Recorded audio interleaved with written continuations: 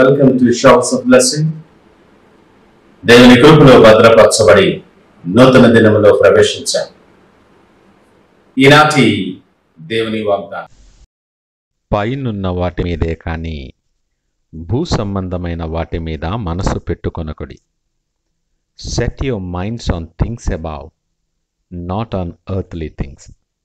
కొలెసీలకు రాసిన పత్రిక 3వ అధ్యాయం 2వ వచనం. Praise God. ఈ నూతన దినములో దేవుడు మీ కొరకు సిద్ధపరిచిన ప్రతి దీవెన ఆకాశపు వాకళ్ళు విప్పి మీ మీద కృంభరించునుగాక. మరి యొక్క నూతన దినాన్ని ఆరంభిస్తున్న నేపథ్యములో ప్రేమ కలిగిన వాగ్దానము ద్వారా దేవుడు మనల్ని దర్శిస్తూ ఉన్నాడు. ఆయన పరిశుద్ధుడు గనక మనలను కూడా పరిశుద్ధులుగా ఉండాలని ఆశపడుతూ ఉన్నాడు.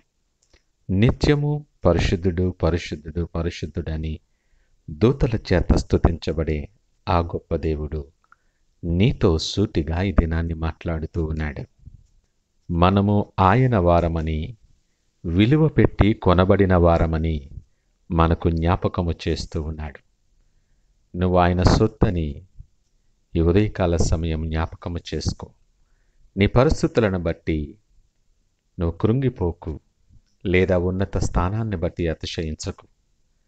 నీవు ఆయన సొత్తు. పేరు పెట్టి పిలుచుకున్నాడు ఆయన. విలువ పెట్టి కొనబడిన వారం మనం. లేఖనమంటుంది, క్రీస్తునందున్నవాడు నూతన సృష్టి. ఆయన యందు మనము నూతన సృష్టిగా మార్చబడాలని ఆయన ఇష్టపడుతున్నాడు. ఆయనను అంగీకరించి ఆయన నామమందు విశ్వాసముంచిన ప్రతి ఒక్కరికి ఆయన కుమారులుగా ఉండే అధికారాన్ని దేవుడు అనుగ్రహిస్తూ ఉన్నాడు. ఆయన అంటున్నాడు కదా, మీరు నా ప్రజలుగా ఉంటారు, నేను మీకు దేవుడిగా ఉంటాను. ఎంత అద్భుతమైన రూపాంతరపరచబడినటువంటి ఆధిక్యత! నూతన జీవితములో, ఆత్మీయ జీవితములో ఆయన సొత్తుగా, ఆయన ప్రజలుగా ఉండే గొప్ప ఆధిక్యత అది. భూ సంబంధమైన వాటి మీద మనసు ఉంచి ఈ లోకాన్ని ప్రేమిస్తూ ఈ ఆధిక్యతను కోల్పోకూడదని దేవుడు ఖచ్చితమైనటువంటి మాటలు, హెచ్చరికలు నీకు తెలియచేస్తూ ఉన్నాడు. మీ హృదయాలను ఆయన వైపు త్రిప్పి వాటి మీదే, పైనున్న వాటి మీదే, పరలోక సంబంధమైన వాటి మీదే మీరు మనస్సు ఉంచుకోవాలని దేవుడు ప్రేమపూర్వకముగా మన జీవితాలలో పిలుపునిస్తూ ఉన్నాడు.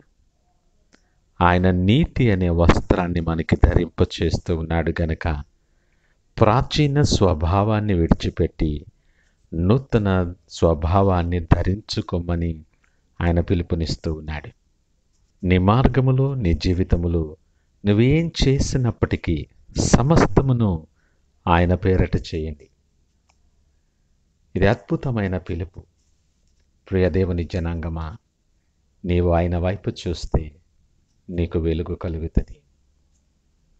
భూ సంబంధమైన వాటి మీద ఎంతకాలం ప్రయాసపడతావు? మన పరలోకపు స్థితి, మన పౌరస్థితి ఇక్కడిది కాదని జ్ఞాపకము చేసుకుందు. మనము వెలుగు సంబంధులమై ఉన్నాం.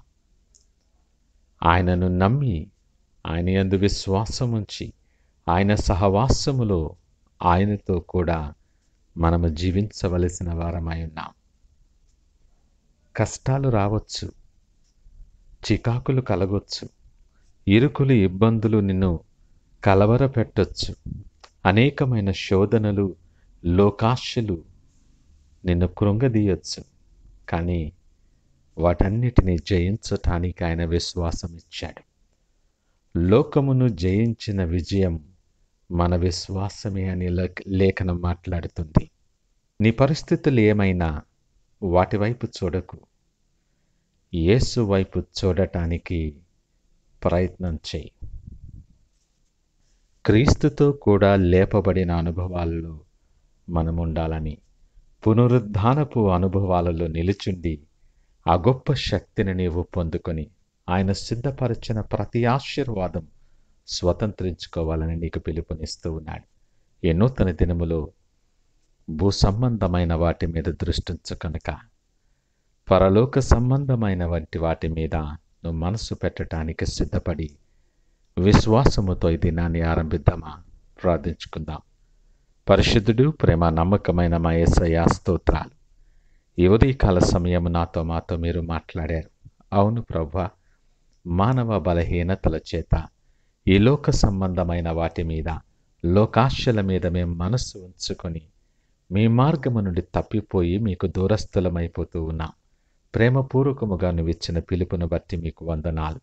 మీ యందుండి నూతన సృష్టిగా మార్చబడి మీరు సిద్ధపరిచిన ప్రతి ఆశీర్వాదాన్ని స్వతంత్రించుకునేలాగున మమ్మలను బలపరిచి నడిపించి మీరే మహిమ ఘనత ప్రభావాలు పొందమని యేసు పరిశుద్ధ నామమున అడిగి వేడుకొనుచున్నాము తండ్రి. ఆమెన్. God bless you.